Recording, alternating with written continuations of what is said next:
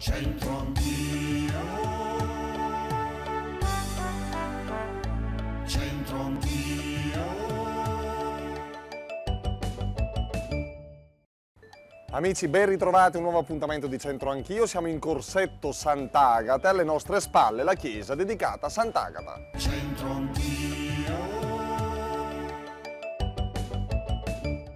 La piccola chiesa di Sant'Agata ha origini antichissime. Il culto della santa, infatti di origine popolare, risale addirittura al V secolo. Sant'Agata è protettrice del fuoco e dunque veniva venerata nei suburbi medievali dove gli incendi accadevano frequentemente.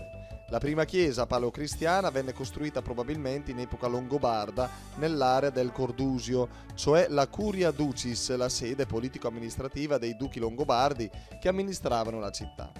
Il primo documento storico sulla chiesa risale al 1184. Sant'Agata divenne la seconda parrocchia suburbana della città insieme a San Giovanni. In seguito subì diverse trasformazioni, prima gotica, poi rinascimentale ed infine barocca. Sul fianco della chiesa venne realizzato negli anni 30 del Novecento un portico ad archi come nuovo punto di ritrovo per il mercato dei fiori, che tradizionalmente si svolgeva nel quartiere delle Pescherie, che fu demolito per costruire Piazza Vittoria. Nel dopoguerra il portico venne chiuso per permettere l'apertura di negozi al suo interno. Ben attenti amici, teci mesteri dis o endem o tendem, ma lo dicono tra pochi secondi, restate con noi. C'entro anch'io.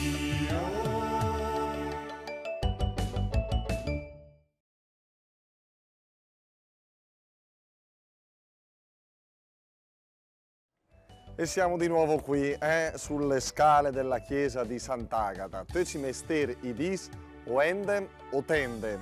Via. Coppia giovane, coppiettina a spasso, così di fidanzatini. Teci mesteri idis o endem o tendem. Che significa? L'ha mai sentito lei, signora? Penso significhi o mi curi oppure lascia perdere, non investi più di tanto. Lei ha un lavoro improprio? No, assolutamente. Lei? Nemmeno. Vabbè, allora voi da questo siete un po' esonerati, no? Esatto, esatto. Ma lei ha mai sentito questo detto popolare? No, praticamente no. Neanch'io lo conoscevo. Però siete lavoratori comunque. Sì, ancora per un po'. Livia, teci mester idis o endem o tendem. Mai sentito questo detto? Non l'ho mai sentito, però posso arrivare. Tra uno shopping e l'altro. Esatto, tutti i mestieri si dice, di tutti i mestieri, o vai via o mi tieni. Leo, Quindi, o mi tieni nel senso che devo lavorare, devo galoppare, o altrimenti vai a quel paese. solo al lavoro, però si dice così. Sia al lavoro che fuori. Ma lei è un lavoro improprio? Magari, no, dipendente. Quindi no. Così in via di definizione. Va bene, grazie, buona passeggiata. Già finito qua? Vabbè, se voleva raccontare a barzellette. Non ho mai visto, però non ho mai guardato la telecamera. Rifacciamo che devo guardare un po' la telecamera. Il lavoro, soprattutto quello improprio, Sì. va. Guardi che lo so col signore lì, Significa che bisogna prestare attenzione al lavoro, perché se o presti attenzione se no lo devi vendere. Sì, lei aveva un lavoro, attualmente lei è ancora lavoratore? No, io adesso sono dipendente dell'INPS.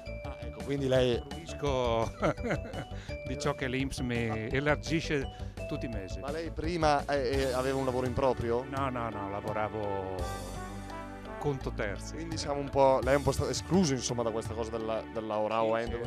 Sì, però il lavoro che facevo, insomma, bisognava prestare attenzione, altrimenti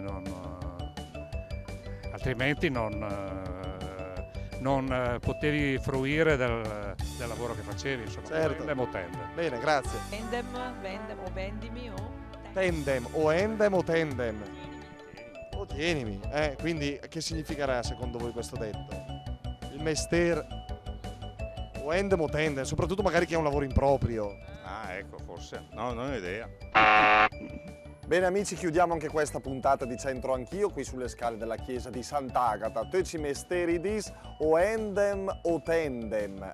Quindi tutte le attività di impegno, tutte le attività professionali dicono insomma mi tieni, mi consideri, insomma ci dai dentro con il lavoro oppure piuttosto vendi. Già sentita questa. Grazie, alla prossima puntata, arrivederci.